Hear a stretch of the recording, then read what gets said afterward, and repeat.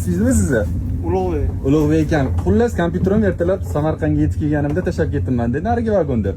Va 10 soat o'tib, yana hozir Toshkentga qaytayotganda kompyuterimni ochib o'tiraman desam, u vagonda qolib ketgani esimga tushdi. Bularga murojaat qildim. Rahmat Ulug'bek aka, mana vagon xodimlari. Kelyapti. Orqamizdan keyingi poyezdga kelyapti. Xudo xohlasa 9:44larda u yoqqa keladi. Rahmat, salomat bo'linglar, xizmat bilan. Sog' bo'linglar. Salomat bo'linglar. Hammasi yaxshi bo'limiz tomon. Rahmat, zo'r. Choy zo'r chiqibdi. Salomat bo'ling. Milliy choy, milliy choy. Bo'ldi. Restoranning milliy choyi. Xullas oldim. Ishligini rivojini bersin. Salomat bo'lishsin. Katta rahmatlar. Shu borib, birinchidan halol ekan. Necha marta aylanib babir o'zimga qaytgan. Eski MacBook ham shunaqa edi, bu ham shunaqa. Va yaxshi ham MacBook ekan, yo'qsa qattaligini bilmagan bo'lardim. Ya'ni lokatorga kirib qidirmaganimda.